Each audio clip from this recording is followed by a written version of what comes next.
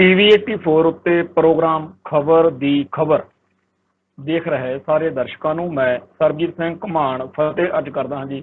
वाहिगुरू जी का खालसा वाहिगुरू जी की फतेह। Indian government ने जिहड़ा UAPA एक्ट इत्थे बनाया उहदी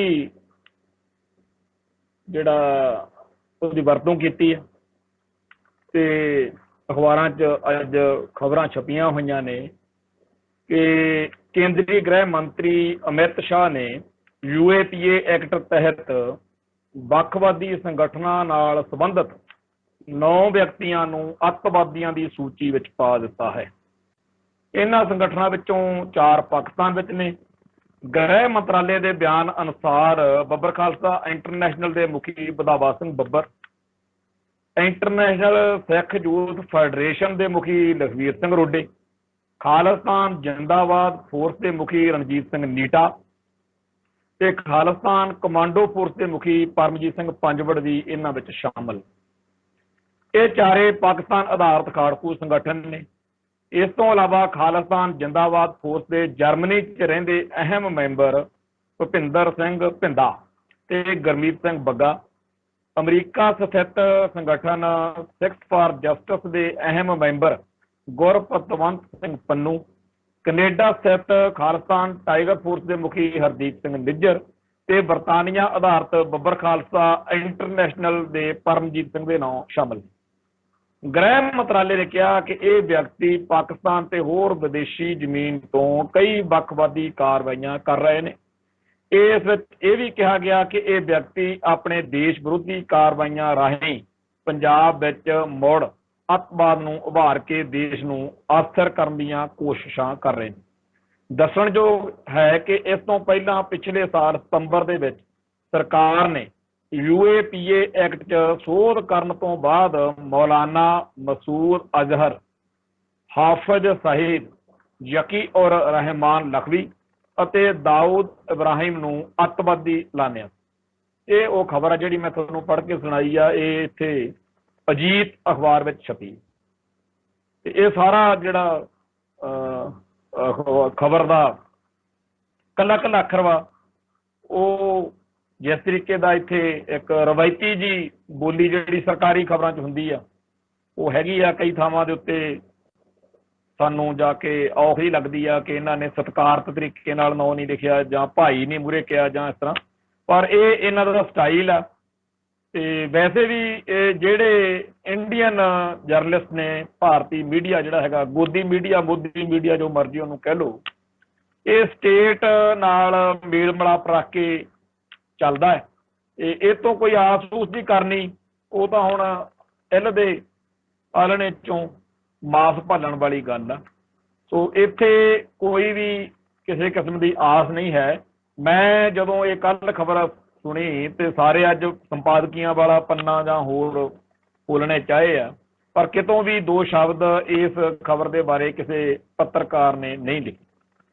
ते उधर कनेडा दिवस मनाया जा रहा, कनेडा दिहाड़ा, कनेडा डे, ते उहदे संबंध विच सोशल मीडिया उत्ते कनेडा दे विच जिहड़े लोग वसदे आ उन्हां ने जो कुछ पाया, पोस्ट किया, ते जो कुछ अज साडी कौम नाल सिखां नाल हो रहा, सारियां गल्लां लोग चर्चा च लिआउंदे आ। तो इत्थे इंडिया दे विच जिवें धक्के दे नाल तुहानूं देश भगत बनाउण दे लई बड़ी मेहनत करनी पैंदी आ कि तुसीं इहो ਜਿਹੇ कपड़े पाओ, तुसीं इदां दा नारा मारो, इदां दीयां गल्लां ना करो, इदां दीयां करो, तां कि बंदा जिहड़ा हैगा वो फिर इंडियन देश भगत बन जे। इहो जी कोई मेहनत जिहड़ी आ वो कनेडियन लोकां नूं नहीं करनी पैंदी। कनेडियन जिहड़ा निजाम आ वो इन्ना वधिया तरीके नाल आपदे लोकां दी केयर करदा, लोकां दे हक्कां दी राखी करदा कि हरेक बंदा मल्लो मल्ली मेरा देश महान कहण लग पैंदा। उत्थों दे लोकां दे मनां दे विच देश भगती पैदा करन लई विशेष तरह की कोई मुहिम नहीं चलाई जाती, पर उन्हां नूं आपदे झंडे नाल, आपदे मुल्क नाल, आपदे लोकां नाल, कनेडियन सिस्टम दे नाल जिहड़ा हैगा मोह पैदा करन लई, प्यार पैदा करन लई एक जिहड़ा सिस्टम आ वो अपने आप च काम करदा। सो इस तरीके दे नाल कई गल्लां जिहड़ियां ने वो आउंदियां ने भी इत्थे कई बंदे सानूं हिंदुस्तान दे फायदे गणा गणा के ਖਾਲਿਸਤਾਨ ਦੇ ਰਾਹ ਤੋਂ ਰੋਕਣ ਲਈ ਲੱਗੇ ਰਹਿੰਦੇ ਨੇਗੇ ਕਿ ਖਾਲਿਸਤਾਨ ਦੇ ਰਾਹ ਨਾ ਤੁਰੋ। ਤੇ ਹੁਣ ਸਿੱਖ ਜਿਹੜੇ ਸੀ ਉਹਨਾਂ ਨੇ 1947 ਚ ਭਰੋਸਾ ਕੀਤਾ ਵੀ ਚਲੋ ਜੀ ਆਪਾਂ ਪਾਕਿਸਤਾਨ ਨਾਲ ਨਹੀਂ ਰਲਣਾ, ਕਿਉਂਕਿ ਮੁਸਲਮਾਨਾਂ ਨਾਲ ਆਪਣੀ ਖੜਕਦੀ ਰਹੀ ਆ। ਵੈਸੇ ਇਹ ਵੀ ਇੱਕ ਅਜੀਬ ਜੀ ਗੱਲ ਹੀ ਆ, ਕੌਮਾਂ ਦੇ ਨਾ ਤਾਂ ਦੋਸਤ ਪੱਕੇ ਹੁੰਦੇ ਆ ਤੇ ਨਾ ਦੁਸ਼ਮਣ ਪੱਕੇ ਹੁੰਦੇ, ਕੌਮਾਂ ਦੇ ਤਾਂ ਹਿੱਤ ਪੱਕੇ ਹੁੰਦੇ ਆ। ਜਦੋਂ ਜਿਸ ਕੌਮ ਤੋਂ ਸਾਡੇ ਹਿੱਤਾਂ ਨੂੰ ਫਾਇਦਾ ਹੋ ਰਿਹਾ ਉਦੋਂ ਉਹਦੇ ਨਾਲ ਜਾਰੀ ਰੱਖ ਲਈਦੀ ਆ। ਜਦੋਂ ਜਿਸ ਕੌਮ ਦੇ ਨਾਲ ਸਾਡੇ ਹਿੱਤਾਂ ਦੀ ਜਿਹੜੀ ਆ ਵਿਰੋਧਤਾ ਹੋ ਜਾਵੇ ਉਦੋਂ ਉਸ ਕੌਮ ਤੋਂ ਢਾਲਾ ਵੱਟ ਲਈਦਾ। ਤੇ 1947 ਮੌਕੇ ਆਪਾਂ ਨੂੰ ਇਹ ਤਾਂ ਚੇਤੇ ਰੱਖਿਆ ਆਪਾਂ ਵੀ ਇਤਿਹਾਸ ਵਿੱਚ ਕਈ ਮੌਕਿਆਂ ਦੇ ਉੱਤੇ ਮੁਸਲਮਾਨਾਂ ਨਾਲ ਸਾਡਾ ਤਕਰਾਰ ਵਾਲਾ ਜਾਂ ਟਕਰਾਅ ਵਾਲਾ ਰਿਹਾ ਸਿਸਟਮ। ਤੇ ਪਰ ਅਸੀਂ ਇਹ ਭੁੱਲ ਗਏ ਕਿ ਬੜੇ ਮੌਕਿਆਂ ਦੇ ਉੱਤੇ ਮੁਸਲਮਾਨਾਂ ਦੇ ਵਿੱਚੋਂ ਗੁਰੂ ਘਰ ਲਈ ਜਾਂ ਸਿੱਖੀ ਲਈ ਚੰਗਾ ਵੀ ਕਾਫੀ ਕੁਛ ਕੀਤਾ ਗਿਆ। ਜੇਕਰ ਆਪਾਂ ਇੱਕ ਲੰਮੀ ਲਿਸਟ ਬਣਾਉਣੀ ਹੋਵੇ ਤਾਂ ਇੱਕ ਦੋ ਨਹੀਂ, ਬੇਅੰਤ ਇਹੋ ਜਿਹੇ ਉੱਭਰਵੇਂ ਨਾਂ ਸਾਡੇ ਸਾਹਮਣੇ ਆ ਕੇ ਖੜ ਜਾਂਦੇ ਨੇ। ਭਾਈ ਮਰਦਾਨਾ ਜੀ, ਰਾਏ ਬੁਲਾਰ ਜੀ, ਪੀਰ ਬੁੱਧੂ ਸ਼ਾਹ ਜੀ, ਸਾਈਂ ਭੀਖਣ ਖਾਨ ਜੀ, ਸਾਈਂ ਮੀਆਂ ਮੀਰ ਜੀ। ਬਹੁਤ ਵੱਡੀ ਇੱਕ ਮਤਲਬ ਸ਼ੇਰ ਮੁਹੰਮਦ ਖਾਨ ਮਲੇਰਕੋਟਲੇ ਵਾਲੇ ਦਾ ਵੀ ਜ਼ਿਕਰ, ਬੜੀ ਵੱਡੀ ਇੱਕ ਲਿਸਟ ਵਾ ਉਹਨਾਂ ਮੁਸਲਮਾਨਾਂ ਦੀ ਜਿਨ੍ਹਾਂ ਨੂੰ ਅਸੀਂ 1947 ਮੌਕੇ ਉਹਨਾਂ ਦੀ ਜੋ ਸਾਡੇ ਪ੍ਰਤੀ, ਸਾਡੇ ਧਰਮ ਪ੍ਰਤੀ, ਸਾਡੀ ਕੌਮ ਪ੍ਰਤੀ ਜੋ ਗੱਲ ਸੀ ਅਸੀਂ ਉਹ ਭੁੱਲ ਗਏ। ਅਸੀਂ ਤਾਂ ਇਹ ਵੀ ਭੁੱਲ ਗਏ ਕਿ ਜਿਹੜੀ 18ਵੀਂ ਸਦੀ 19ਵੀਂ ਸਦੀ ਜਦੋਂ ਸਾਡਾ ਮੁਸਲਮਾਨਾਂ ਨਾਲ, ਮੁਗਲਾਂ ਪਠਾਣਾਂ ਨਾਲ, ਇਸਲਾਮ ਧਰਮ ਤੋਂ ਪ੍ਰੇਰਿਤ ਹੋ ਕੇ ਜਿਹੜੇ ਲੋਕ ਜਿਉਂਦੇ ਆ ਉਹਨਾਂ ਹਮਲਿਆਂ ਨਾਲ ਜਦੋਂ ਸਾਡਾ ਹੋਇਆ ਸਾਰਾ ਕੁਝ, ਜਦੋਂ ਲਾਹੌਰ ਦਰਬਾਰ ਤੋਂ ਸਾਡੇ ਹੁਕਮ ਜਾਰੀ ਹੋਏ, ਦਿੱਲੀ ਦਰਬਾਰ ਤੋਂ ਹੁਕਮ ਜਾਰੀ ਹੋਏ ਜਿੱਥੇ ਸਿੱਖ ਮਿਲਦਾ ਮਾਰ ਦਿਓ, ਜਦੋਂ ਮੱਸੇ ਰੰਗੜ ਵਰਗੇ, ਜ਼ਕਰੀਏ ਵਰਗੇ, ਨਾਦਰ ਤੇ ਅਬਦਾਲੀ ਵਰਗੇ, ਤੇ ਜਦੋਂ ਜਿਹੜੇ ਮੀਰ ਮੰਨੂ ਵਰਗੇ, ਇਹ ਸਾਰੇ ਜਦੋਂ ਸਾਡੇ ਪੇਸ਼ ਪਏ ਆ, ਉਹਨਾਂ ਟਾਈਮਾਂ ਦੇ ਵਿੱਚ ਵੀ ਕਈ ਮੌਕਿਆਂ ਦੇ ਉੱਤੇ ਸਿੱਖਾਂ ਦੀ ਤੇ ਉਹਨਾਂ ਦੇ ਸਿਰਾਂ ਦੇ ਮੁੱਲ ਪਾਉਣ ਵਾਲਿਆਂ ਦੀ ਕਈ ਵਾਰ ਤਾਲਮੇਲ ਜਿਹੜਾ ਸੀਗਾ ਉਹ ਬਣਾਉਣਾ ਪਿਆ। ਮੇਲ ਮਿਲਾਪ ਰੱਖ ਕੇ ਵੀ ਚਲੋ ਅੱਗੇ ਚੱਲਦੇ ਆ, ਕਿ ਵੀ ਹਾਲਾਤ ਇਦਾਂ ਦੇ ਹੁੰਦੇ ਆ ਹਿਸਟਰੀ ਦੇ, ਉਹ ਕੋਈ ਮੋੜ ਹੁੰਦੇ ਆ। ਹੁਣ ਕਈਆਂ ਨੂੰ ਅੱਜ ਵੀ ਇਹ ਸੱਚ ਜਿਹੜਾ ਹੈ ਉਹ ਹਜਮ ਨਹੀਂ ਹੁੰਦਾ ਬਈ ਸਾਡੇ ਨਾਲ, ਸਾਡੇ ਪਿਛਲੇ ਸਮਿਆਂ ਦੇ ਵਿੱਚ ਮੁਸਲਮਾਨਾਂ ਨਾਲ ਅਸੀਂ ਰਲ ਕੇ ਵੀ ਜੰਗਾਂ ਲੜੀਆਂ ਨੇ। ਹੁਣ ਜਿਹੜੀ ਕੂਟਨੀਤੀ, ਰਾਜਨੀਤੀ ਜੋ ਵੀ ਹੈ, ਇਹਨੂੰ ਸਿੱਖਣ 'ਚ ਅਸੀਂ ਅਯੋਗ ਸਿੱਧ ਹੋਏ। 1947 ਮੌਕੇ ਅਸੀਂ ਜਿਹੜਾ ਹੈ ਆਪਦਾ ਰਾਜ ਭਾਗ ਵੀ ਨਹੀਂ ਲਿਆ, ਤੇ ਜਿਹੜਾ ਫੈਸਲਾ ਅਸੀਂ ਲਿਆ ਅੱਜ ਸਾਨੂੰ ਅਫਸੋਸ ਆ ਕਿ ਅਸੀਂ ਗਲਤ ਫੈਸਲਾ ਲਿਆ। ਹੋ ਸਕਦਾ ਪਾਕਿਸਤਾਨ ਨਾਲ ਰਲਣ ਦਾ ਸਾਨੂੰ ਇੰਡੀਆ ਨਾਲ ਰਲਣ ਨਾਲੋਂ ਜ਼ਿਆਦਾ ਨੁਕਸਾਨ ਹੋ ਜਾਂਦਾ, ਪਰ ਜਦੋਂ ਹੁੰਦਾ ਉਹ ਤਾਂ ਉਦੋਂ ਦੀ ਗੱਲ ਕਰਦੇ। ਅੱਜ ਜਿਹੜਾ ਹੋਇਆ ਅੱਜ ਉਹ ਬੜਾ ਮਾੜਾ ਹਾਲ ਆ। ਅੱਜ ਅਸੀਂ ਜਿਹੜੇ ਆਪਦੇ ਧਰਮ ਨੂੰ, ਬੋਲੀ ਨੂੰ, ਸਿਵਲਾਈਜੇਸ਼ਨ ਨੂੰ ਬਚਾਉਣ ਦੇ ਲਈ, ਆਪਦੇ ਸਭ ਕੁਝ ਨੂੰ ਬਚਾਉਣ ਦੇ ਲਈ, ਆਪਦੀ ਬੈਟਰਮੈਂਟ ਦੇ ਲਈ ਇੰਡੀਆ ਨਾਲ ਜੁੜੇ ਸੀ। ਤੇ ਹਾਲ ਇਹ ਆ ਕਿ ਸਾਡੀ ਕੌਮ ਜਿਹੜੀ ਆ ਆਪਦੇ ਧਰਮ ਤੋਂ, ਆਪਦੇ ਕਿਰਦਾਰ ਤੋਂ, ਆਪਦੀ ਬੋਲੀ ਤੋਂ ਵਾਂਝਾ ਕਰਨ ਦੇ ਲਈ ਕਿ ਇਹਨਾਂ ਨੂੰ ਤੋੜਨਾ, ਅਰਬਾਂ ਖਰਬਾਂ ਰੁਪਈਏ ਸਰਕਾਰ ਹਰ ਸਾਲ ਖਰਚਦੀ। ਭਾਰਤੀ ਹਕੂਮਤੀ ਨਿਜ਼ਾਮ ਜਿਹੜਾ ਹੈ ਉਹ ਪੰਥ ਅਤੇ ਪੰਜਾਬ ਦੇ ਖਿਲਾਫ ਪ੍ਰੋਜੈਕਟ ਬਣਾ ਕੇ ਚੱਲ ਰਿਹਾ, ਤੇ ਬੜੀ ਸਹਿਜਤਾ ਦੇ ਨਾਲ, ਬੜੀ ਮਟਕਵੀਂ ਤੌਰ ਜਿਹੜਾ ਹੈ, ਮਤਲਬ ਕੋਈ ਗੱਲ ਹੀ ਨਹੀਂ। ਉਹ ਕਹਿੰਦੇ ਕੋਈ ਗੱਲ ਨਹੀਂ, ਤੁਹਾਨੂੰ ਸਿੱਖੋ ਦੱਸਦੇ ਆ ਤੁਸੀਂ ਚੀਜ਼ ਕੀ, ਤੇ ਇਹ ਵੀ ਦੱਸਦੇ ਅਸੀਂ ਕੀ ਚੀਜ਼, ਆਪਾਂ ਹੀ ਨਹੀਂ ਸਮਝੇ।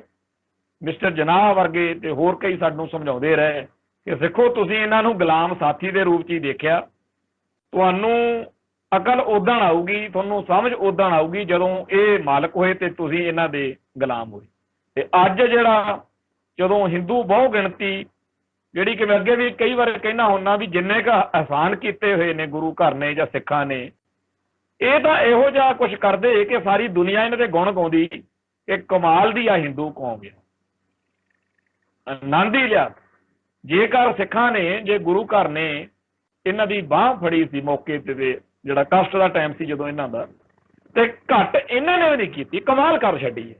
ਇੰਨਾ ਵੱਧ ਮਾਣ ਸਤਿਕਾਰ ਸਿੱਖਾਂ ਦਾ, ਤੇ ਕੀਤੇ ਹੋਏ ਵਾਅਦੇ ਤਾਂ ਚਲੋ ਜਿਹੜੇ ਪੂਰੇ ਕਰਨੇ ਹੀ ਸੀ। ਜਿਵੇਂ 1947 ਤੋਂ ਪਹਿਲਾਂ ਗੁਰੂ ਘਰਾਂ ਦੇ ਵਿੱਚ ਖੜ ਕੇ ਪਰਨ ਕੀਤੇ, ਕਹਿੰਦੇ ਜੀ ਉੱਤਰੀ ਭਾਰਤ 'ਚ ਪੰਜਾਬ ਵਾਲੇ ਪਾਸੇ ਇੱਕ ਖਿੱਤਾ ਹੀ ਵੱਖਰਾ ਘੜ ਦੇਣਾ ਜਿੱਥੇ ਸਿੱਖ ਵੀ ਮਤਲਬ ਨਜ਼ਾਰੇ ਲਿਆ ਕਰ। ਤੇ ਇਹ ਤਾਂ ਮਤਲਬ ਲੋਕ ਕਹਿਣ ਲੱਗ ਪੈਂਦੇ ਕਿ ਇਹ ਤਾਂ ਚਲੋ ਵਾਅਦੇ ਸੀ, ਵਾਅਦੇ ਤਾਂ ਇੱਕ ਪਾਸੇ ਰਹੇ, ਵਾਅਦਿਆਂ ਤੋਂ ਅੱਗੇ ਤਿੱਕਰ ਮਤਲਬ ਸਿੱਖ ਜਿਹੜਾ ਹੈ ਉਹ ਸਾਰੇ ਭਾਰਤ ਦੇ ਵਿੱਚ ਹਰੇਕ ਬੰਦਾ ਇਹ ਕਹਿੰਦਾ ਕਿ ਸਾਡੇ ਮੁਲਕ ਦੇ ਨਿਜ਼ਾਮ ਨੇ ਬਥੇਰੀਆਂ ਗਲਤੀਆਂ ਕੀਤੀਆਂ ਹੋਣਗੀਆਂ, ਸਾਡੇ ਲੀਡਰਾਂ 'ਚ ਬਥੇਰੀਆਂ ਘਾਟਾਂ ਹੋਣਗੀਆਂ, ਪਰ ਸਾਨੂੰ ਫਖਰ ਆ ਕਿ ਸਾਡੇ ਜਿਹੜੇ ਲੀਡਰ ਨੇ ਜਾਂ ਭਾਰਤੀ ਹਕੂਮਤ ਆ ਜਾਂ ਸਰਕਾਰ ਆ ਜਾਂ ਗੌਰਮੈਂਟ ਆ, ਜਿਹੜਾ ਇਹਨਾਂ ਨੇ ਸਿੱਖਾਂ ਨਾਲ ਬਿਹੇਵ ਕੀਤਾ ਨਾ, ਆਨੰਦ ਲਿਆ।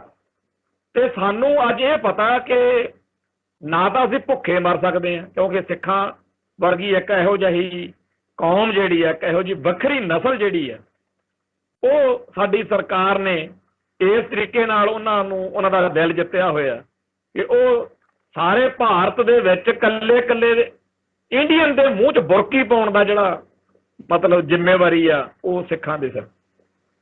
ਦੂਸਰਾ ਇਹ ਕਿ ਸਾਰੇ ਜਿਹੜੇ ਸਿੱਖਾਂ ਦੇ ਕਰਕੇ ਸਾਡੇ ਦੁਸ਼ਮਣ ਨੇ, ਇੰਡੀਆ ਦੇ ਵਿਰੋਧੀ ਨੇ, ਜਿਨ੍ਹਾਂ ਮੁਲਕਾਂ ਨਾਲ, ਜਿਨ੍ਹਾਂ ਲੋਕਾਂ ਨਾਲ, ਜਿਨ੍ਹਾਂ ਵਰਤਾਰਿਆਂ ਨਾਲ ਇੰਡੀਆ ਦਾ ਵੈਰ ਵਿਰੋਧ ਆ, ਉਹਨਾਂ ਤੋਂ ਸਾਨੂੰ ਕੋਈ ਚਿੰਤਾ ਕਰਨ ਦੀ ਲੋੜ ਨਹੀਂ ਹੈ।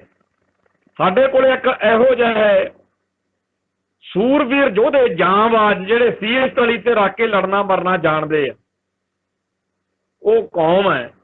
ਤੇ ਉਸ ਕੌਮ ਦੇ ਹੁੰਦਿਆਂ ਸਾਨੂੰ ਇਹ ਆ ਵੀ ਅਸੀਂ ਤਾਂ ਸਾਰੇ ਭਾਰਤ ਦੇ ਅੱਡ-ਅੱਡ ਖਿੱਤਿਆਂ 'ਚੋਂ, ਅੱਡ-ਅੱਡ ਬੋਲੀਆਂ ਵਾਲੇ, ਅੱਡ-ਅੱਡ ਸੱਭਿਆਚਾਰਾਂ ਵਾਲੇ ਲੋਕ ਆ ਜਿਹੜੇ, ਉਹਨਾਂ ਦੀਆਂ ਪਲਟਣਾ ਬਣਾ ਦੇਣੀਆਂ ਨੇ ਤੇ ਉਹਨਾਂ ਦੇ ਵਿੱਚ ਜਿਹੜੀਆਂ ਮੋਢੀ ਪੋਜੀਸ਼ਨਾਂ ਨੇ ਜਾਂ ਟ੍ਰੇਨਰ ਨੇ, ਥੋੜੇ ਵਿੱਚ ਬਸ ਸਰਦਾਰ ਭਰਤੀ ਕਰ ਦੇਣੇ।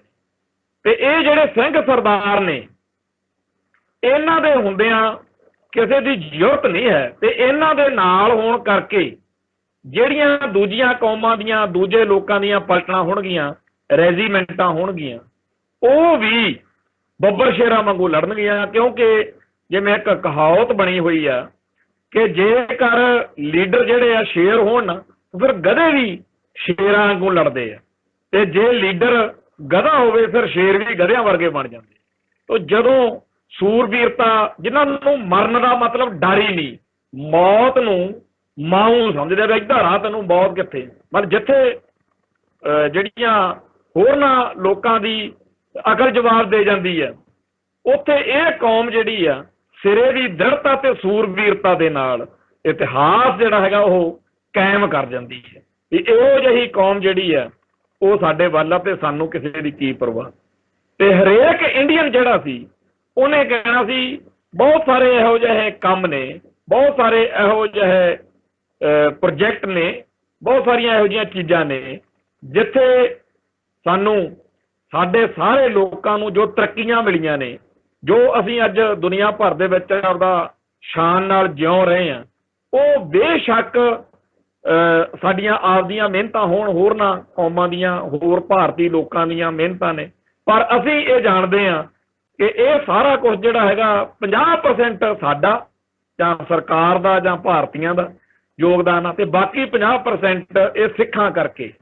ਤੋ ਸਿੱਖਾਂ ਨੂੰ ਅਸੀਂ ਧੰਨਵਾਦੀ ਹਾਂ ਭਾਰਤੀ ਹਕੂਮਤ ਦੇ ਕਿ ਇਹਨਾਂ ਨੇ ਸਾਨੂੰ ਇੰਨਾ ਸੋਹਣਾ, ਇੰਨਾ ਵਧੀਆ ਇੱਕ ਫੈਸਲਾ ਲੈ ਕੇ ਇਹ ਭਾਈਚਾਰਾ ਜਿਹੜਾ, ਇਹ ਕੌਮ ਜਿਹੜੀ ਆ ਵੀ ਹਰ ਤਰ੍ਹਾਂ ਦੇ ਨਾਲ ਇਹਨਾਂ ਨੇ ਆਨੰਦ ਲਿਆ ਸਿੱਖਾਂ। ਹੋਣਾ ਤਾਂ ਇਹ ਚਾਹੀਦਾ ਸੀ ਵੀ ਇਹੋ ਜਿਹੀ ਗੱਲ ਬਣਦੀ। ਔਰ ਇਹ ਕੋਈ ਐਡੀ ਗੱਲ ਨਹੀਂ ਹੈ, ਕਿਸੇ ਦੀ ਬੋਲੀ, ਧਰਮ ਅਤੇ ਸੱਭਿਆਚਾਰ ਨੂੰ ਰੋਲਣਾ, ਉਹਨੂੰ ਦੁਸ਼ਮਣ ਬਣਾਉਣਾ, ਉਹਨੂੰ ਵਿਰੋਧੀ ਬਣਾਉਣਾ ਤੇ ਫਿਰ ਆਸ ਇਹ ਕਰਨੀ ਕਿ ਉਹ ਦੜ ਵੱਟ ਕੇ ਬੈਠੇ ਰਹਿਣਗੇ, ਇਹ ਤਾਂ ਮੁਸ਼ਕਲ ਹੈ ਨਾ। ਖਾਸ ਤੌਰ ਤੇ ਸਿੱਖਾਂ ਵਰਗੀ ਕੌਮ, ਸਿੱਖ ਕਿਤੇ ਵਧੀਕੀ ਝੱਲ ਸਕਦੇ ਆ। ਸਿੱਖ ਜਿਵੇਂ ਕਹਿੰਦੇ ਆ ਨਾ ਵੀ ਸ਼ੇਰ ਨਹੀਂ ਜਿਉਂਦੇ ਸੀਤਲਾ ਨੱਕ ਨੱਥ ਪਵਾ ਕੇ, ਤੇ ਜਿਹੜੇ ਸ਼ੇਰ ਹੁੰਦੇ ਆ ਨਾ ਉਹ ਨੱਕ 'ਚ ਨੱਥ ਪਾ ਕੇ, ਸਰਕਸ ਦਾ ਸ਼ੇਰ ਬਣਨਾ ਇਹ ਸਿੱਖਾਂ ਲਈ ਮੁਸ਼ਕਲ ਹੈ। ਸੋ ਇਹ ਜਿਹੜਾ ਮਾਹੌਲ ਸੀਗਾ ਇਹ ਇੰਡੀਆ ਨੇ ਬਣਾਉਣਾ 1947 ਤੋਂ ਬਾਅਦ, ਤੇ ਉਹਦੇ ਬਦੌਲਤ ਸਿੱਖਾਂ ਨੇ ਵੀ ਫਿਰ ਜਦੋਂ ਅਗਲਿਆਂ ਦਾ ਧਰਮ, ਬੋਲੀ, ਸੱਭਿਆਚਾਰ ਸਾਰਾ ਕੁਝ ਸਿਕਿਉਰ ਆ, ਫਿਰ ਤਾਂ ਉਹਨਾਂ ਨੇ ਸਾਰੇ ਭਾਰਤ ਦੇ ਲੋਕਾਂ ਨੂੰ ਸਾਰੇ ਇੰਡੀਅਨ ਲੋਕਾਂ ਨੂੰ ਕਹਿਣਾ ਸੀ ਕਿ ਆਪੋ ਆਪਦੇ ਧਰਮ ਦੇ ਵਿੱਚ ਤੁਹਾਨੂੰ ਕੋਈ ਮੁਸ਼ਕਲ ਆ ਰਹੀ ਹੋਵੇ, ਤੁਹਾਨੂੰ ਆਪਦੀ ਬੋਲੀ ਆਪਦੇ ਸੱਭਿਆਚਾਰ ਵਿੱਚ ਪਰਪੱਕ ਰਹਿੰਦਿਆਂ ਕੋਈ ਮੁਸ਼ਕਲ ਆ ਰਹੀ ਹੋਵੇ, ਤੁਹਾਡੀ ਕਿਤੇ ਤੁਹਾਡੇ ਨਾਲ ਧੱਕੇਸ਼ਾਹੀ ਹੋ ਰਹੀ ਹੋਵੇ, ਤੁਹਾਡੇ ਨਾਲ ਕੋਈ ਪਰਸੀਕਿਊਸ਼ਨ ਹੋ ਰਹੀ ਹੋਵੇ, ਜ਼ੁਲਮ ਹੋ ਰਿਹਾ ਹੋਵੇ, ਤਾਂ ਸਟੇਟ ਜਿਹੜੀ ਆ ਇੰਡੀਅਨ ਸਟੇਟ, ਉਸ ਤੋਂ ਪਹਿਲਾਂ ਅਸੀਂ ਬੈਠੇ ਹਾਂ, ਅਸੀਂ ਸੇਵਾਦਾਰ ਹਾਂ, ਅਸੀਂ ਸਰਬੱਤ ਦਾ ਭਲਾ ਮੰਗਦੇ ਹਾਂ। ਸਾਡੇ ਤਾਂ ਲਾਈਫ ਦੇ ਵਿੱਚ ਵਾ, ਸਾਡੇ ਬਲੱਡ ਦੇ ਵਿੱਚ ਆ, ਸਾਡੇ ਇਹ ਧਰਮ ਦਾ ਇੱਕ ਹਿੱਸਾ ਵਾ ਕਿ ਅਸੀਂ ਸਰਬੱਤ ਦਾ ਭਲਾ ਮੰਗਣਾ ਤੇ ਸਰਬੱਤ ਦਾ ਭਲਾ ਕਰਨਾ। ਸੋ ਇਹ ਜਿਹੜੀ ਚੀਜ਼ ਮਤਲਬ ਕਿ ਹੋਣੀ ਸੀ, ਇਹ ਨਹੀਂ ਹੋਣ ਦਿੱਤੀ, ਕਿਉਂਕਿ ਨੀਤਾਂ ਮਾੜੀਆਂ ਨੇ ਤੇ ਨਾਲੇ ਤਾਂ ਆਪਦਾ ਝੁੱਗਾ ਚੌੜ ਕਰਾਉਣ ਵਾਲੇ ਤੇ ਨਾਲੇ ਸਿੱਖਾਂ ਨੂੰ ਵਿਪਤਾ ਪਾਉਣ ਵਾਲੇ ਫੈਸਲੇ ਲਏ ਗਏ। ਕਹਿੰਦੇ ਜੀ ਪੰਜਾਬੀ ਸੂਬਾ ਤਾਂ ਮੇਰੀ ਲਾਸਟ ਹੀ ਬਣੂਗਾ। ਸਾਰੇ ਭਾਰਤ ਦੇ ਵਿੱਚ ਪੰਜਾਬੀ ਬੋਲੀਆਂ ਦੇ ਆਧਾਰ ਤੇ ਸੂਬੇ ਬਣਾਏ ਜਾ ਸਕਦੇ ਆ, ਪਰ ਇਹਨਾਂ ਦਾ ਸੂਬਾ ਨਹੀਂ ਬਣਦੇ। ਹੁਣ ਇੱਕ ਪਾਸੇ ਕੈਨੇਡਾ ਵਰਗੇ ਜਾਂ ਹੋਰ ਮੁਲਕ ਨੇ, ਮੈਂ ਕੈਨੇਡਾ ਦੀ ਗੱਲ ਤਾਂ ਕੀਤੀ ਕਰ ਰਿਹਾ ਕਿਉਂਕਿ ਕੈਨੇਡਾ ਦਿਹਾੜਾ ਮਨਾਇਆ ਜਾ ਰਿਹਾ, ਕੈਨੇਡਾ ਡੇ ਮਨਾਇਆ ਜਾ ਰਿਹਾ, ਲੋਕ ਝੰਡੇ ਲਾ ਕੇ ਆਪੋ ਆਪਦੇ ਮੁਲਕ ਦੇ, ਸਾਰਾ ਸੋਸ਼ਲ ਮੀਡੀਆ ਬੱਲੇ ਬੱਲੇ ਹੋਈ ਪਈ ਆ। ਔਰ ਇਦਾਂ ਹੀ ਜਦੋਂ ਅਮਰੀਕਨ ਜਿਹੜੇ ਨੇ ਉਹ ਕਰਦੇ ਆ, ਝੰਡੇ ਲਾਉਂਦੇ ਆ, ਉਹਨਾਂ ਨੂੰ ਬੜਾ ਚਾਅ ਹੁੰਦਾ। ਇੱਧਰ ਸਾਡੇ ਜਦੋਂ ਕੋਈ ਸਿੱਖ ਤਿਰੰਗਾ ਝੰਡਾ ਲਾਉਂਦਾ, ਉਹਨੂੰ ਆਪਦੇ ਆਪ ਨੂੰ ਵੀ ਸ਼ਰਮ ਜਿਹੀ ਆਉਂਦੀ ਆ ਵੀ ਇਹ ਉਹ ਤਿਰੰਗਾ ਹੈ ਜਿਹਨੇ ਮੇਰੇ ਧਰਮ ਅਸਥਾਨ, ਸਭ ਤੋਂ ਕੇਂਦਰੀ ਅਸਥਾਨ ਜਿਹੜਾ ਸਾਡੀ ਕੌਮ ਦਾ ਦਿਲ ਵਾ, ਜਿਵੇਂ ਮੁਸਲਮਾਨਾਂ ਲਈ ਮੱਕਾ ਤੇ ਈਸਾਈਆਂ ਲਈ ਵੈਟੀਕਨ, ਉਵੇਂ ਜਿਵੇਂ ਹਰੇਕ ਧਰਮ ਦੇ ਲਈ ਆਪੋ ਆਪਦੇ ਧਰਮ ਦੇ ਸਥਾਨ ਜਿਹੜੇ ਨੇ ਉਹ ਪਿਆਰੇ ਹੁੰਦੇ ਆ, ਉਵੇਂ ਸਾਡੇ ਲਈ ਦਰਬਾਰ ਸਾਹਿਬ ਤੇ ਅਕਾਲ ਤਖਤ ਸਾਹਿਬ ਤੇ ਜਿਹੜੇ ਟੈਂਕਾਂ ਨੇ ਗੋਲੇ ਵਰਛਾਏ ਆ ਨਾ ਜੀ, ਉਹ ਇਹ ਤਿਰੰਗਾ ਲੱਗਿਆ। ਤੇ ਅੱਜ ਜਦੋਂ ਕੋਈ ਸਿੱਖ ਉਸ ਤਿਰੰਗੇ ਨੂੰ ਆਪਦੇ ਕਿਸੇ ਮੌਕੇ ਉੱਤੇ ਵਰਤਣਾ ਚਾਹਵੇ ਤਾਂ ਉਹਨੂੰ ਕੋਈ ਨਾ ਕੋਈ ਕਿਸੇ ਨਾ ਕਿਸੇ ਪਾਸਿਓਂ ਮਿਹਣਾ ਜ਼ਰੂਰ ਸੁਣਨ ਨੂੰ ਮਿਲਦਾ ਵੀ ਸ਼ਰਮ ਕਰ, ਇਹ ਉਹੀ ਤਿਰੰਗਾ। ਬਸ ਇੰਨਾ ਕਹਿ ਕੇ ਜਦੋਂ ਬੰਦਾ ਜਾਂ ਤਾਂ ਚਿੜਦਾ, ਕਿਉਂਕਿ ਗਲਤੀ ਬੜੀ ਵੱਡੀ ਹੁੰਦੀ ਹੈ, ਖਿੱਚਦਾ ਬੰਦਾ ਕਿ ਯਾਰ ਮੈਂ ਕੀ ਕਰੀ ਬੈਠਾ। ਦੂਸਰਾ ਉਹ ਫਿਰ ਉਹਨੂੰ ਇਹ ਹੁੰਦਾ ਕਿ ਮੈਂ ਲਾਵਾਂ ਕਿਹੜਾ। ਹੁਣ ਜਿਹੜਾ ਝੰਡਾ ਲਾਉਣ ਨੂੰ ਉਹਦਾ ਜੀ ਕਰਦਾ, ਖਾਲਸਾਈ ਝੰਡਾ, ਜਿਹਨੂੰ ਅੱਜ ਇੰਡੀਅਨ ਸਟੇਟ ਖਾਲਿਸਤਾਨੀ ਝੰਡਾ ਕਹਿਣ ਲੱਗ ਪਈ ਹੈ, ਉਹ ਵੀ ਇੰਡੀਆ ਨੂੰ ਬਰਦਾਸ਼ਤ ਨਹੀਂ ਤੇ ਉਹ ਤਿਰੰਗਾ ਲਾਉਣ ਜੋਗਾ ਛੱਡਿਆ ਨਹੀਂ ਇੰਡੀਆ ਨੇ। ਸਿੱਖ ਕਦੋਂ ਖਾਲਿਸਤਾਨ ਜਿੰਦਾਬਾਦ ਕਹਿਣਾ ਚਾਹੁੰਦੇ? ਮੈਂ ਹਿਸਟਰੀ ਦੇ ਤੌਰ ਦੇ ਉੱਤੇ ਇਹ ਫੈਕਟ ਠੋਕ ਵਜਾ ਕੇ ਕਹਿਣਾ ਕਿ ਸੰਤ ਗਿਆਨੀ ਜਰਨੈਲ ਸਿੰਘ ਜੀ ਖਾਲਸਾ ਭਿੰਡਰਾਂ ਵਾਲਿਆਂ ਦੇ ਹੁੰਦਿਆਂ ਵੀ 99% ਕੌਮ ਦਾ ਮੂਡ ਇਹੀ ਸੀਗਾ ਕਿ ਜਿਹੜੇ ਸਾਡੇ ਹੱਕ ਹਕੂਕ ਬਣਦੇ ਆ ਸਾਨੂੰ ਮਿਲ ਜਾਣੇ ਚਾਹੀਦੇ ਆ। ਧਰਮ ਯੁੱਧ ਮੋਰਚੇ ਦੀਆਂ ਜਿਹੜੀਆਂ ਸਾਡੇ ਮੰਗਾਂ ਨੇ ਜਾਂ ਸਾਡੇ ਹੱਕ ਨੇ, ਉਹ ਜਦੋਂ ਸਾਨੂੰ ਮਿਲ ਗਏ ਤੇ ਅਸੀਂ ਇੱਥੇ ਆਰਾਮ ਨਾਲ ਰਹਿਣਾ, ਅਸੀਂ ਕਿਉਂ ਦੂਜੇ ਪਾਸੇ ਪੈਣਾ। ਜਿਹੜੇ ਉਸ ਮੌਕੇ ਉਦੋਂ ਪਹਿਲਾਂ 1970-71 ਚ ਡਾਕਟਰ ਜਗਜੀਤ ਸਿੰਘ ਚੌਹਾਨ ਨੇ, 1978 ਦੇ ਘੱਲੂ ਘਾਰੇ ਤੋਂ ਬਾਅਦ ਦਲ ਖਾਲਸਾ ਨੇ, ਜਾਂ ਇਸ ਤੋਂ ਬਿਨਾਂ ਹੋਰ ਕਈ, ਡਾਕਟਰ ਸੋਹਣ ਸਿੰਘ ਉਦੋਂ ਸਿੱਖ ਸੋਫਿਸਟੀਕੇਟਡ ਗਰੁੱਪ ਬਣਾ ਕੇ ਉਹ ਵੀ ਲੱਗੇ ਹੋਏ ਸੀਗੇ, ਤੇ ਬੱਬਰ ਖਾਲਸਾ ਵਾਲੀ ਜਥੇਬੰਦੀ ਆ ਜਿਹੜੀ, ਇਹ ਵੀ। ਪਰ ਇਹ ਸਾਰੇ ਰਲ ਕੇ ਵੀ ਮੈਨੂੰ ਨਹੀਂ ਲੱਗਦਾ ਹੈਗਾ ਵੀ 2000 ਤੋਂ ਜਾਂ 1000 ਤੋਂ ਗਿਣਤੀ ਟੱਪਦੀ ਹੋਊਗੀ। ਇਹ ਇੰਨੇ ਕੁ ਲੋਕ ਜਿਹੜੇ ਸੀਗੇ ਉਹ ਖਾਲਿਸਤਾਨ ਦੀ ਗੱਲ ਦੇ ਵੱਲ ਸੀਗੇ, ਪਰ ਇਹਨਾਂ ਦਾ ਕੋਈ ਵਿਰੋਧ ਜਾਂ ਇਹਨਾਂ ਨੂੰ ਕੋਈ ਪਰੇਸ਼ਾਨ ਨਹੀਂ ਸੀ ਕਰਦਾ ਸਿੱਖਾਂ ਵਿੱਚੋਂ, ਕਿਉਂਕਿ ਹਰੇਕ ਨੂੰ ਇਹ ਸੀਗਾ ਬਈ ਹੋਰ ਕੀ ਕਰਨ, ਹੋਰ ਕੀ ਕਹਿਣ। ਹੁਣ ਜਦੋਂ ਇੰਨਾ ਜ਼ਿਆਦਾ ਮਾੜਾ ਵਾਪਰ ਰਿਹਾ ਤੇ ਕੀ ਕਰਨ। ਤੇ ਉਦੋਂ ਬਾਬਾ ਜਰਨੈਲ ਸਿੰਘ ਵੀ ਇਹ ਗੱਲ ਕਹਿ ਕੇ ਕਈ ਵਾਰੀ ਪੱਤਰਕਾਰਾਂ ਨੇ ਪੁੱਛਣਾ, ਉਹ ਕਹਿਣਾ ਮੰਗਦੇ ਤਾਂ ਹਜੇ ਹੈ ਨਹੀਂ, ਰਹਿਣਾ ਤਾਂ ਇਸੇ ਮੁਲਕ ਵਿੱਚ ਚਾਹੁੰਦੇ ਆ, ਬਰਾਬਰ ਦੇ ਸ਼ਹਿਰੀ ਬਣ ਕੇ ਰਹਿਣਾ ਚਾਹੁੰਦੇ ਆ, ਘਸਿਆਰੇ ਬਣ ਕੇ ਦੂਜੇ ਦਰਜੇ ਦੇ ਸ਼ਹਿਰੀ ਬਣ ਕੇ ਨਹੀਂ ਰਹਿਣਾ ਚਾਹੁੰਦੇ। ਪਰ ਜੇ ਕਿਤੇ ਐਤਕੀ ਗੱਲ ਬਣਦੀ ਹੋਈ, ਸਾਨੂੰ ਤਾਂ ਨਹੀਂ ਲੱਗਦਾ ਵੀ ਖਾਲਿਸਤਾਨ ਸਾਡੀ ਕੌਮ ਉਹਦੇ ਹੱਕ 'ਚ। ਪਰ ਜੇਕਰ ਮਾਹੌਲ ਤੇ ਨਜ਼ਰ ਮਾਰੀਏ ਤਾਂ ਸਰਕਾਰ ਖਾਸ ਤੌਰ ਤੇ ਇੰਦਰਾ ਬੀਬੀ ਜਿਹੜੀ ਆ, ਉਹ ਸਾਰੇ ਕੰਮ ਕਰਨ ਲੱਗੀ ਹੋਈ ਆ, ਜਿਹਦੇ ਨਾਲ ਲੋਕ ਲੱਗਦਾ ਵੀ ਸਰਕਾਰ ਸਾਨੂੰ ਦੇਣਾ ਹੀ ਚਾਹੁੰਦੀ ਆ ਵੀ ਖਾਲਿਸਤਾਨ ਲੈ। ਤੇ ਹਰ ਨਾਲ ਰੱਖਣ ਵਾਲੀ ਤਾਂ ਗੱਲ ਕਰਦੇ ਨਹੀਂ, ਨਾਲ ਰੱਖਣ ਵਾਲੀਆਂ ਗੱਲਾਂ ਕਰਨ ਤਾਂ ਹੋਰ ਤਰ੍ਹਾਂ ਦੀ ਸਾਨੂੰ ਵੀ ਭਾਵਨਾ ਆਵੇ। ਇਹ ਤਾਂ ਹਰ ਉਹ ਕੰਮ ਕਰਦੇ ਆ ਜਿਹਦੇ ਨਾਲ ਜਿਹੜੇ ਖਾਲਿਸਤਾਨ ਦੀ ਗੱਲ ਕਰਦੇ ਆ ਲੋਕ, ਉਹਨਾਂ ਦੀ ਗਿਣਤੀ ਵੱਧ ਰਹੀ ਆ, ਉਹਨਾਂ ਦੇ ਵੱਲ ਲੋਕਾਂ ਦੀ ਸਮਰਥਨ ਵੱਧ ਰਿਹਾ ਹੈ। ਸੰਤ ਗਿਆਨੀ ਜਰਨੈਲ ਸਿੰਘ ਜੀ ਖਾਲਸਾ ਭਿੰਡਰਾਂ ਵਾਲੇ ਤੇ ਹੋਰ ਜਿੰਨੇ ਵੀ ਸੀਗੇ ਨਾ, ਉਹ ਉਸ ਟਾਈਮ ਇਹੀ ਸੋਚਦੇ ਸੀਗੇ ਵੀ ਇੰਨੀ ਤਾਂ ਨਹੀਂ ਗੱਲ ਖਰਾਬ ਹੋਈ ਵੀ ਖਾਲਿਸਤਾਨ ਮੰਗਣਾ ਪੈ ਜੇ, ਤੇ ਪਰ ਇਹ ਵੀ ਗੱਲ ਪੱਕੀ ਆ, ਸਿਸਟਮ ਜਿਹੜਾ ਹੈ ਉਹ ਕੋਈ ਕਸਰ ਨਹੀਂ ਛੱਡ ਰਿਹਾ, ਕੋਈ ਕਸਰ ਬਿਲਕੁਲ ਨਹੀਂ ਛੱਡੀ ਜਾ ਰਹੀ। हर पक्ष तो हर मौके सानू घेर के साडे मूँह च खालिस्तान पाया जाए। मतलब सिख तां कहदा हैगा कि मैं हिंदुस्तान जिंदाबाद ही कहदा रहां, पर इंडियन सिस्टम बीबी इंदिरा दी कमांड हेठ लग्या होया कि तैनूं असीं हिंदुस्तान जिंदाबाद नहीं, सिखा ते तो खालिस्तान जिंदाबाद कहां ते तैनूं खालिस्तान दे राह तोड़ना ही तोड़ना। ये एक जिद जिहड़ी सी ओह ਉਹਦੇ ਵਿੱਚੋਂ ਹੀ ਅਟੈਕ ਹੋਇਆ, ਨਹੀਂ ਤਾਂ ਕੌਣ ਇਸ ਤਰ੍ਹਾਂ ਦੀ ਕਰਤੂਤ ਕਰਦਾ। ਇਹ ਸ਼ਰੇਆਮ ਪਤਾ ਸੀ ਇੰਡੀਅਨ ਸਟੇਟ ਸਿਸਟਮ ਜਿਹੜਾ ਉਹਦੇ ਕੋਲੇ ਬੜੇ ਖੂਫੀਆ ਏਜੰਸੀਆਂ ਦੇ ਲੱਲੜ ਪੱਲੜ ਬੜਾ ਕੁਛ, ਦੁਨੀਆ ਭਰ ਦੇ ਜਿਹੜੇ ਸਿਸਟਮ ਨੇ ਉਹਨਾਂ ਨਾਲ ਉਹਦਾ ਤਾਲਮੇਲ ਸੀ, ਦੂਜਿਆਂ ਮੁਲਕਾਂ ਦੀਆਂ ਏਜੰਸੀਆਂ ਦੱਸਣ ਵਾਲੀਆਂ ਸੀ, ਸਾਰੇ ਨੈਗੇਟਿਵ ਪੋਜ਼ਿਟਿਵ ਪੁਆਇੰਟ ਉਹਦੇ ਸਾਹਮਣੇ ਹੋਣੇ ਕਿ ਜੇ ਤੁਸੀਂ ਦਰਬਾਰ ਸਾਹਿਬ ਤੇ ਹਮਲਾ ਕਰੋਗੇ ਤਾਂ ਕੰਮ ਵਿਗੜੇਗਾ, ਖਾਲਿਸਤਾਨ ਦੀ ਗੱਲ ਜਿਹੜੀ ਹੈ। ਇਹਦੇ ਬਾਵਜੂਦ ਉਹ ਕਹਿੰਦੇ ਜੀ ਕੋਈ ਗੱਲ ਨਹੀਂ, ਆਪਾਂ ਤਾਂ ਜੇਕਰ ਸਾਰੇ ਭਾਰਤ ਦੇ ਵਿੱਚ ਦੇਖਿਆ ਤਾਂ ਫਾਇਦਾ ਬੜਾ, ਜੇ ਦਰਬਾਰ ਸਾਹਿਬ ਤੇ ਅਟੈਕ ਕਰਨ ਤੋਂ ਬਾਅਦ ਇਲੈਕਸ਼ਨਾਂ ਕਰਵਾ ਦਈਏ ਤਾਂ ਕਾਂਗਰਸ ਨੂੰ ਤਾਂ ਵੋਟਾਂ ਹੀ ਬੜੀਆਂ ਪੈ ਜਾਣੀਆਂ, ਬੜੀ ਵੋਟ ਮਿਲੂਗੀ। ਸੋ ਵੋਟਾਂ ਦੇ ਗਲੀ ਗੇੜ ਵਿੱਚ ਪਏ ਹੋਏ ਕਾਂਗਰਸੀ ਲੀਡਰਾਂ ਨੇ 1984 ਦੇ ਵਿੱਚ ਬੀਬੀ ਇੰਦਰਾ ਦੀ ਕਮਾਂਡ ਹੇਠ ਜਿਹੜਾ ਸੀਗਾ ਉਹ ਅਟੈਕ ਕਰਵਾਤਾ, ਤੇ ਜਿਹੜੇ संत ज्ञानी जरनैल सिंह जी खालसा भिंडरां वाले दे उन्होंने बचन निकले हुए सी भी अजे मंगते तो है नहीं, वो तो फिर गल रही नहीं। जो दरबार साहब ते हमला ही हो गया फिर तो गल अगे ही जानी सी। हुण तोरिया इंदिरा ने जेकर 1947 तो लैके 84 तक उहदे विचाले जो वादे 47 तो पहला कीते सी वो पूरे कर दिंदे तां सिख काहनूं धर्म युद्ध मोर्चा लगदा, काहनूं धर्म युद्ध मोर्चा लगदा। धर्म युद्ध मोर्चा लाउण दे लई मजबूर किहने कीता? मजबूर तां इंडियन स्टेट ने कीता।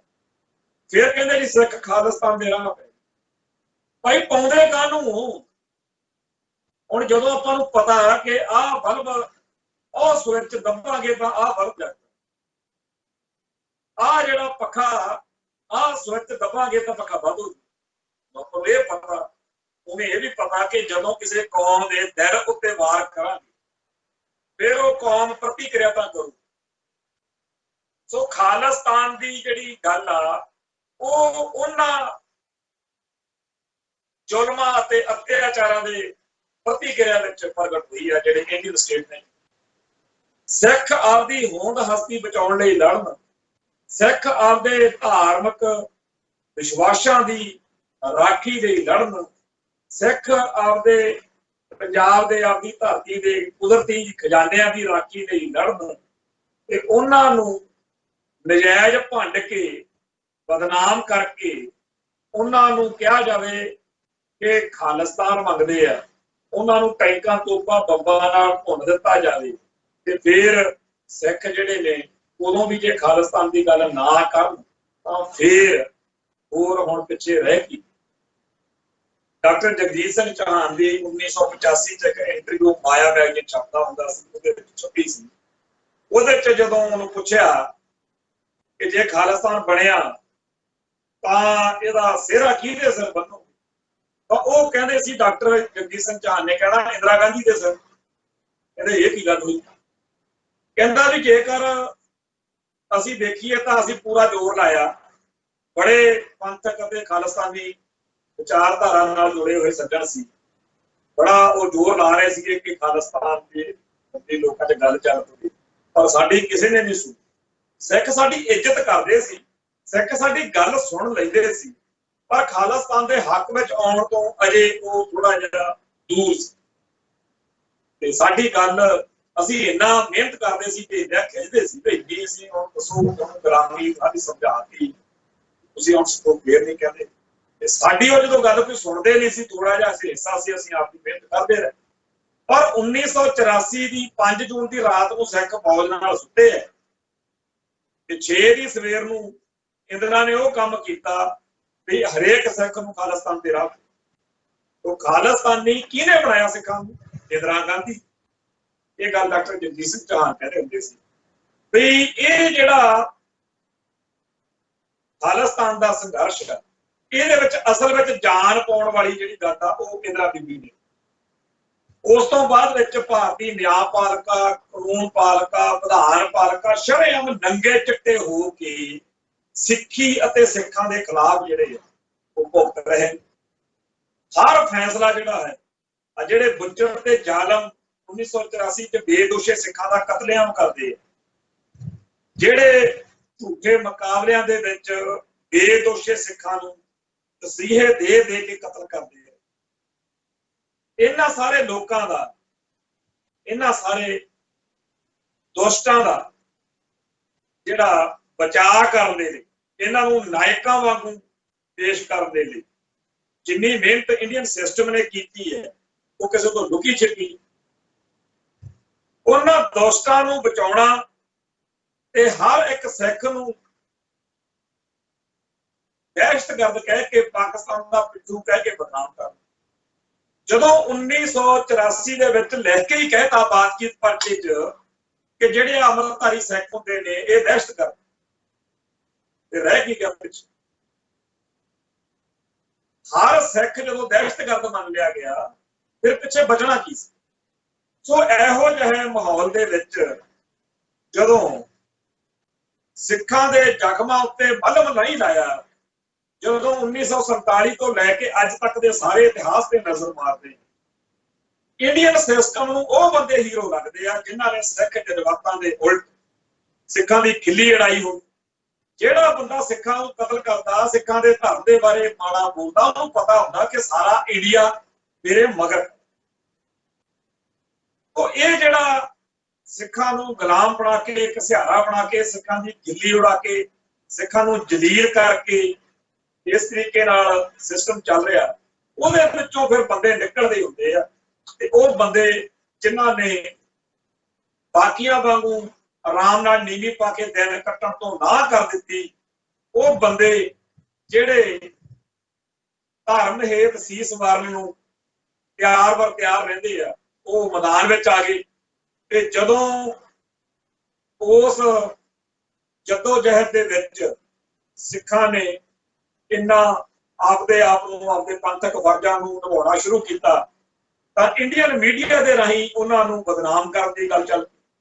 ਤੇ ਅੱਜ ਹਰੇਕ ਜਿਹੜਾ ਸਿੱਖ ਵਾ ਉਹਦਾ ਇੰਡੀਅਨ ਮੀਡੀਆ ਤੋਂ ਯਕੀਨ ਚੱਕਿਆ ਤੇ ਉਹ ਲਾਈ ਲੱਗ ਨਹੀਂ ਬਣਨ ਨੂੰ ਪਿਆ, ਕਿਉਂਕਿ ਉਹਨਾਂ ਨੂੰ ਸਾਫ਼ ਸਮਝ ਆ ਕਿ ਜਿਹੜਾ ਕੁਝ ਇੰਡੀਅਨ ਮੀਡੀਆ ਕਹਿ ਰਿਹਾ ਨਾ ਇਹ ਝੂਠ ਬੋਲ।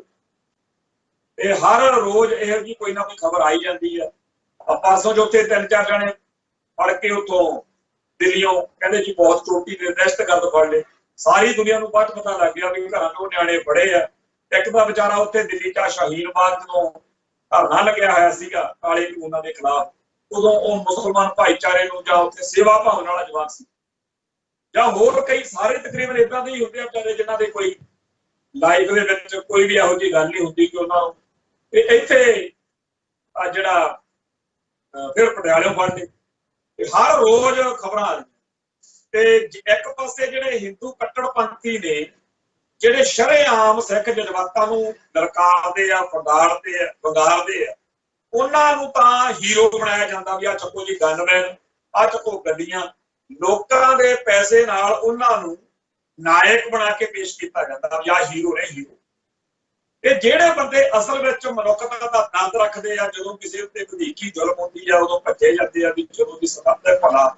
ਆ ਜਦੋਂ ਹੁਣ ਕਰੋਨਾ ਆਇਆ, ਸਾਰੇ ਦੁਨੀਆ ਭਰ ਦੇ ਵਿੱਚ ਸਿੱਖਾਂ ਦਾ ਜਿਹੜਾ ਕੱਦ-ਬੁੱਤ ਸੀ ਉਹਨੂੰ ਰੈਕੋਗਨਾਈਜੇਸ਼ਨ ਮਿਲੀ ਕਿ ਕਮਾਲ ਦੇ ਬੰਦੇ। ਸਾਰੇ ਲੋਕ ਜਿਹੜੇ ਆ ਜਾਨਾਂ ਬਚਾਉਣ ਦੇ ਲਈ ਅੰਦਰ ਨੂੰ ਭੱਜੇ ਜਾਂਦੇ ਆ ਤੇ ਇਹ ਆਪਦੇ ਟੱਬਰਾਂ ਸਮੇਤ ਲੱਗੇ ਹੋਏ ਨੇ ਕਰੋਨਾ ਨਾਲ ਮਰਨ ਵਾਲਿਆਂ ਦੀਆਂ ਡੈੱਡ ਬੋਡੀਆਂ ਚੱਕ ਕੇ ਉਹਦਾ ਸੰਸਕਾਰ ਕਰਦੇ। ਐਡੇ ਵਧੀਆ ਬੰਦੇ ਨੇ, ਇੰਨੇ ਚੰਗੇ ਲੋਕ ਨੇ ਕਿ ਲੰਗਰ ਲਾ ਦਿੱਤੇ ਸਾਰੇ ਸੰਸਾਰ।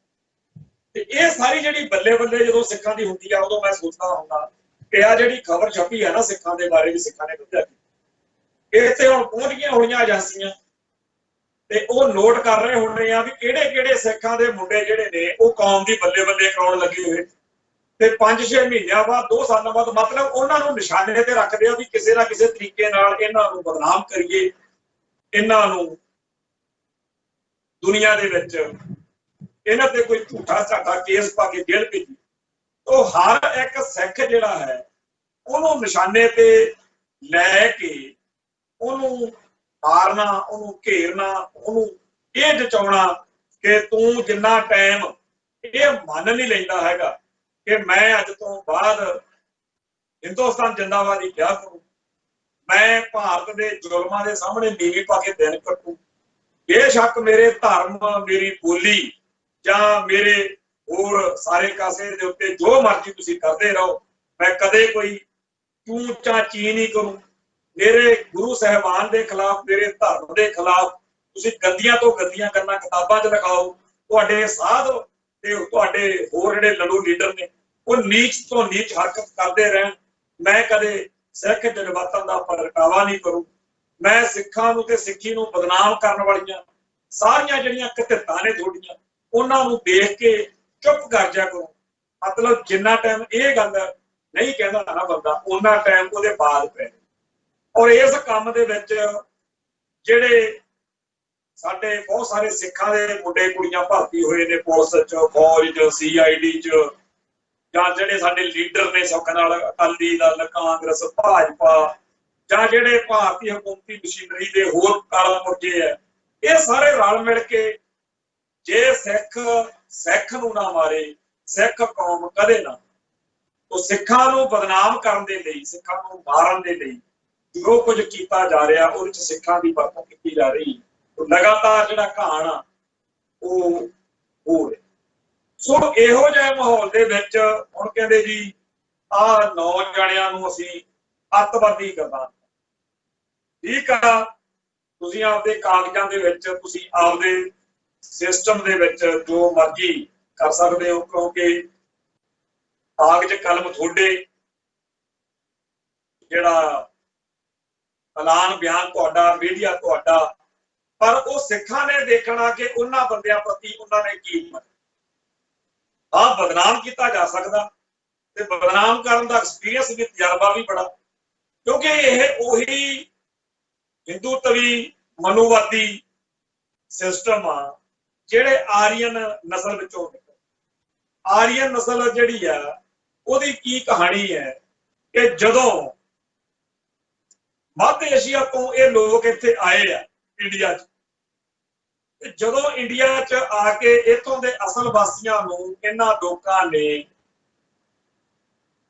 ਠੱਗੀ ਠੋਰੀ ਨਾਲ ਕਾਬੂ ਕਰ ਲਿਆ, ਜਿੱਤ ਲਿਆ, ਤਾਂ ਇੱਥੇ ਇਹਨਾਂ ਨੇ ਫਿਰ ਕੀ ਕੰਮ ਕੀਤਾ ਕਿ ਜਿਹੜੇ ਭਾਰਤ ਦੇ ਅਸਲ ਵਾਸੀ ਲੋਕ ਸੀ, ਜਦੋਂ ਉਹ ਆਪਣੇ ਹੱਕਾਂ ਲਈ ਲੜਨੋਂ ਨਾ ਹਟੇ, ਜਦੋਂ ਉਹਨਾਂ ਨੇ ਲਗਾਤਾਰ ਜੰਗਾਂ ਯੁੱਧਾਂ ਦੇ ਰਾਹੀਂ ਜਾਂ ਜਿਹੜਾ ਵੀ ਢੰਗ ਤਰੀਕਾ ਉਹਨਾਂ ਨੂੰ ਠੀਕ ਲੱਗਿਆ ਆਰੀਅਨ ਨਸਲ ਦਾ ਦਾਬਾ ਮੰਨਣ ਤੋਂ ਨਾ ਕਰ ਦਿੱਤੀ, ਤਾਂ ਇੱਥੇ ਇੱਕ ਅਟੈਕ, ਇੱਕ ਜੰਗ, ਇੱਕ ਟਕਰਾਅ ਜਿਹੜਾ ਸੀ ਉਹ ਭਾਰਤੀ ਉਪ ਮਹਾਦੀਪ ਦੇ ਵਿੱਚ ਚੱਲੇ। ਉਹਦੇ ਵਿੱਚ ਜਿੱਥੇ ਹੋਰ ਬਹੁਤ ਕੁਝ ਚੰਗਾ ਮਾੜਾ ਕੀਤਾ ਦੋਨਾਂ ਪੱਖਾਂ ਤੋਂ ਜਦੋਂ ਜੰਗ ਹੁੰਦੀ ਆ, ਬੜਾ ਕੁਝ ਪਤਾ। ਉਸ ਲੰਬੀ ਚੌੜੀ ਜੰਗ ਦੇ ਵਿੱਚ ਜਿਹੜੇ ਆਰੀਅਨ ਨਸਲ ਵਾਲੇ ਬੰਦੇ ਸੀ ਨਾ ਜੀ, ਉਹਨਾਂ ਨੇ ਜਿਹੜੇ ਭਾਰਤੀ ਲੋਕਾਂ ਚੋਂ ਹੀਰੋ ਸੀ, ਨਾਇਕ ਸੀਗੇ, ਜਿਹੜੇ ਉਹਨਾਂ ਦੇ ਉਸ ਮੌਕੇ ਯੋਧੇ ਬੰਦੇ ਸੀ, ਗੋਰੀ ਬੰਦੇ ਸੀ, ਚੌਧਰੀ ਬੰਦੇ ਸੀ, ਮੁਖੀ ਸੱਜਣ ਸੀ, ਉਹਨਾਂ ਦੇ ਬਾਰੇ ਜਿੰਨਾ ਜ਼ਿਆਦਾ ਹੋ ਸਕੇ ਕੂੜ ਪ੍ਰਚਾਰ ਕੀਤਾ, ਜਿਨ੍ਹਾਂ ਨੂੰ ਰਾਖਸ਼, ਦਸਿਊ, ਦਾਸ, ਭੈੜੇ ਤੋਂ ਭੈੜੇ ਨਾਵਾਂ ਨਾਲ ਚੇਤੇ ਕਰਦੀ ਆ ਨਾ ਦੁਨੀਆ 'ਚ। ਇਹ ਸਾਰੇ ਸੱਜਣੋਂ ਉਹ ਲੋਕ ਨੇ ਜਿਨ੍ਹਾਂ ਨੇ ਆਰੀਅਨ ਨਸਲ ਦੇ ਖਿਲਾਫ ਉਵੇਂ ਜੰਗ ਲੜੀ ਜਿਵੇਂ ਅੱਜ ਸਿੱਖ ਲੜ ਰਹੇ।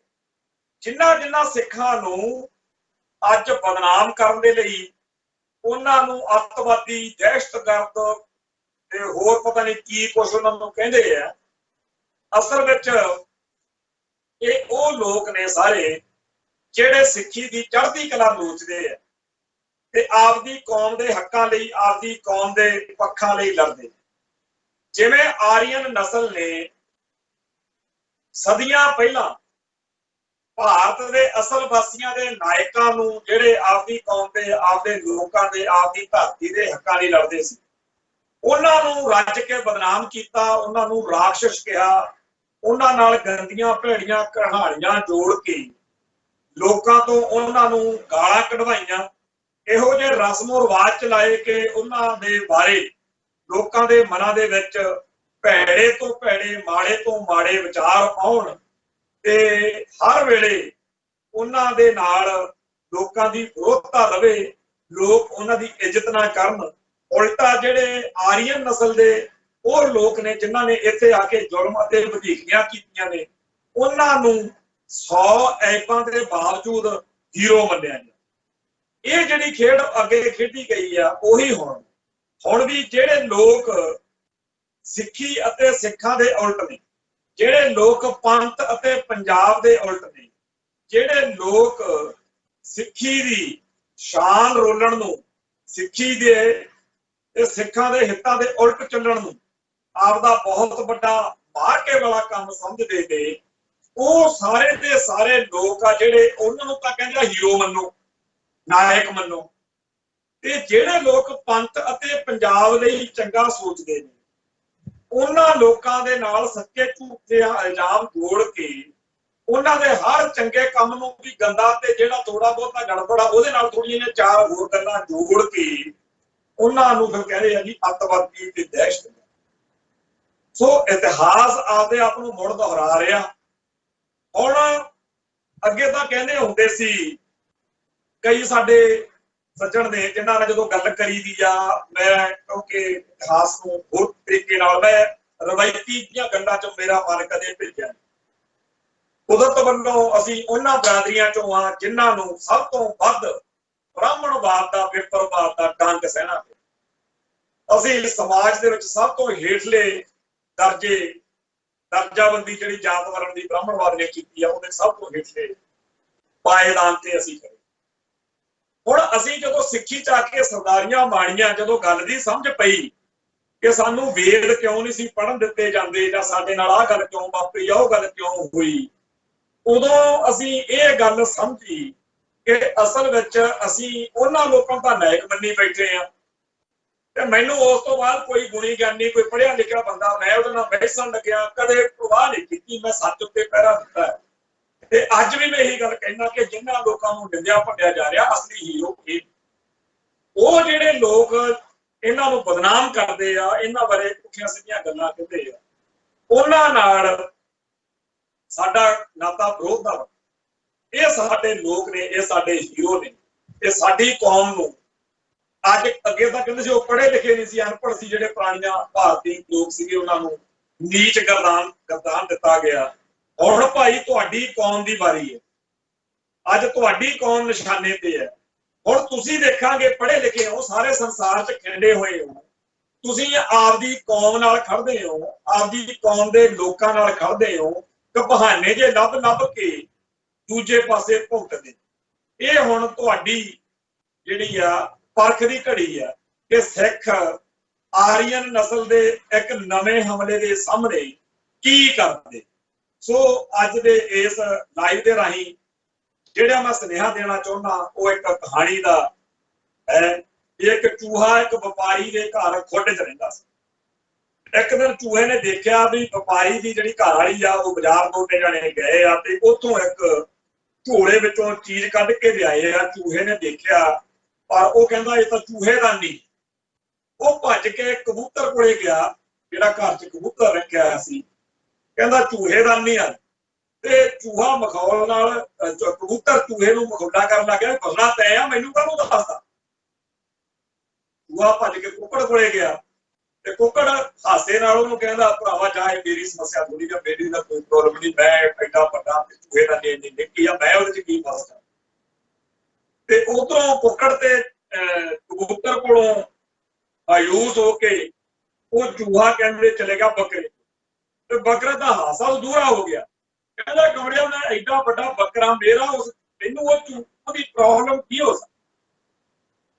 ਉਹ ਕਹਿੰਦਾ ਜੀ ਤੇ ਰਾਤ ਨੂੰ ਖੜਕਾ ਹੋਇਆ ਤੇ ਚੂਹੇਦਾਨੀ ਨੂੰ ਜਿਹੜੀ ਉਹਦੀ ਵਪਾਰੀ ਦੀ ਘਰ ਵਾਲੀ ਸੀ ਉਹਨੇ ਦੇਖਿਆ ਵੀ ਇਹ ਚੂਹਾ ਕਿਤੇ ਫਸ ਗਿਆ, ਹਨੇਰਾ ਸੀਗਾ।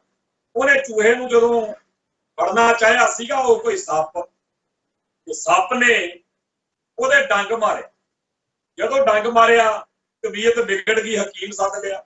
ਹਕੀਮ ਨੇ ਦਵਾਈ ਬੂਟੀ ਦਿੱਤੀ ਤੇ ਨਾਲ ਉਹ ਕਹਿੰਦਾ ਵੀ ਇਹਨੂੰ ਕਬੂਤਰ ਦਾ ਸੂਪ ਦਿਓ।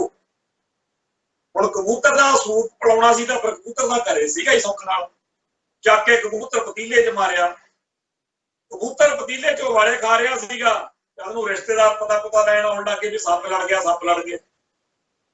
ਉਹ ਕਹਿੰਦੇ ਹੁਣ ਰਿਸ਼ਤੇਦਾਰ ਆਏ ਹੋਏ ਨੇ, ਕਿੱਧਰੋਂ ਕਰੀਏ, ਚਲੋ ਕੁੱਕੜ ਵੱਢੋ। ਕੁੱਕੜ ਵੱਢ ਲਿਆ।